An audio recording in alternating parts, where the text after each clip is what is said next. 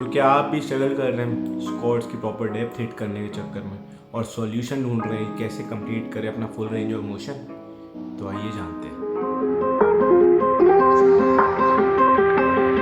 Never really know when you're gonna go. Why you gotta put another foot in front of yours? Bury them toes, carry them close. I was never one to care about my mentos. I was like froze, now I'm on floor. Give me that smoke, but I can't get high. We do the most, here to inspire. Squats की depth कैसे बढ़ाएं, उससे पहले सवाल आता है squats की depth होनी कितनी चाहिए।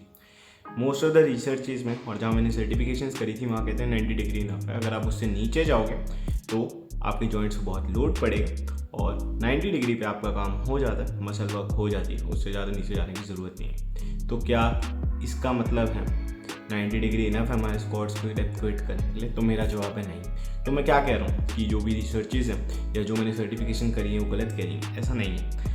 द थिंग इज़, जब मैंने अपनी सर्टिफिकेशंस वगैरह करी थी और मैं मसल बिल्डिंग कर रहा था तब मैं 90 डिग्री या उससे थोड़ा नीचे जाता था। पर जब से मैंने पावर लिफ्टिंग शुरू करी मैं 90 डिग्री से ज़्यादा डेप्थ हिट करता हूँ, क्योंकि 90 डिग्री तो वहाँ वैलिड काउंट ही नहीं होती है कि अगर आप 90 डिग्री हिट करो तो वो आपकी लिफ्ट नो लिफ्ट है। 90 डिग्री से थोड़ा नीचे जाना पड़ता है तभी वो लिफ्ट मानी जाती है। और जब से मैंने वो हिट करना शुरू करा मैंने अपनी मसल पे अलग ग्रोथ देखी। तो मैं ये कहना चाह रहा हूँ, समटाइम्स जो बुकिश नॉलेज है ना वो प्रैक्टिकल नॉलेज पे वर्क नहीं करती। हमें देखना चाहिए कि क्या हमारे लिए वर्क कर रहा है और मैं आपको वो बता रहा हूँ जो मेरे लिए वर्क कर रहा है और जो आपके लिए भी वर्क करेगा, बेटर वर्क करेगा। आपको स्क्वाट्स की डेप्थ 90 डिग्री नहीं 90 डिग्री से थोड़ी ज़्यादा हिट करनी है, ये बात ध्यान रखना। और अगर आपको ये डेप्थ हिट करनी है तो अब हमारे पास आता है दूसरा सवाल, ये डेप्थ को बढ़ाएं कैसे, है ना। लोग ये डेप्थ को मतलब स्ट्रगल कर रहे होते हैं, मैंने जिम में देखा और इसलिए मैंने आज ये टॉपिक उठाया कि लोग को मैं देख रहा हूँ स्ट्रगल कर रहे हैं स्क्वाट्स की डेप्थ हिट करने। लेग प्रेस पे फुल लगे पड़े हैं, फुल स्ट्रेंथ बढ़ा रहे हैं, पर वही स्क्वाट्स पे एक प्लेट करके भी फुल रेंज ऑफ मोशन नहीं कर पा रहे। तो कहाँ दिक्कत आ रही, क्या दिक्कत आ रही है, उस बारे में बात करते हैं, उनका क्या सॉल्यूशन।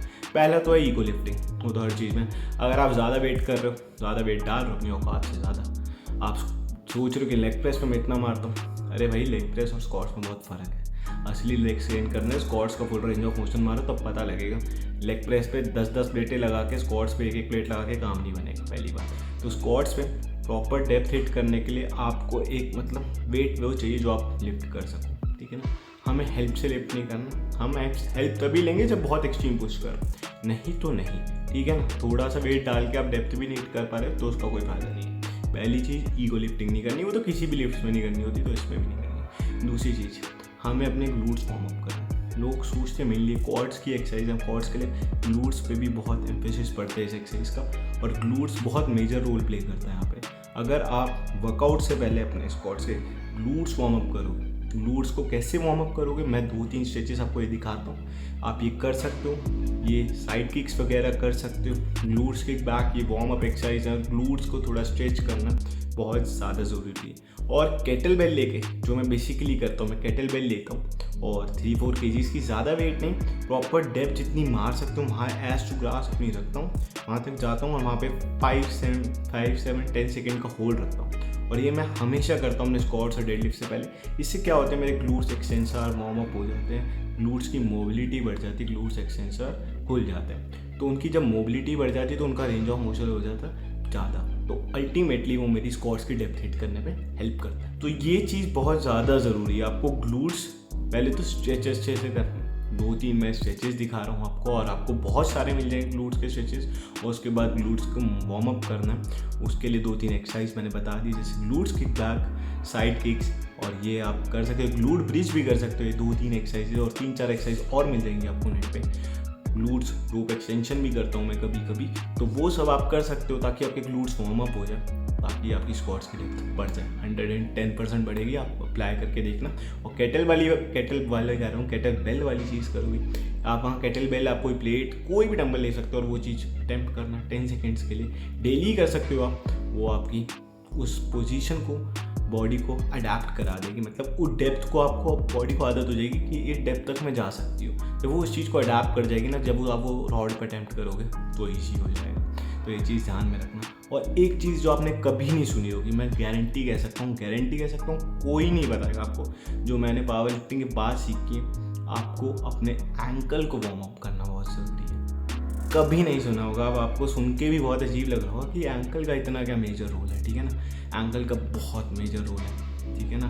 एंकल अगर ढंग से वार्म अप नहीं होता, आपको एंकल को स्ट्रेच करना, थोड़ा वार्म अप करना है। अगर आप वो नहीं करोगे तो आपकी पोस्टीरियर चेन इफेक्ट होगी। मैं ज़्यादा साइंटिफिक अगर जाऊँगा तो आपके लिए कन्फ्यूजन हो जाएगी, तो बेसिक पे रखते हैं आप पोस्टीरियर चेन पे ध्यान मत दो, आपकी समझ लो कि पोस्टीरियर चेन इफेक्ट होगी। उससे क्या होगा वो आपको समझ आ जाएगा। पोस्टीरियर चेन इफेक्ट होगी तो क्या होगा, आप अपनी प्रॉपर डेप्थ ही नहीं हिट कर पाओगे, सिर्फ एंकल की मोबिलिटी वीक होगी उस चक्कर में।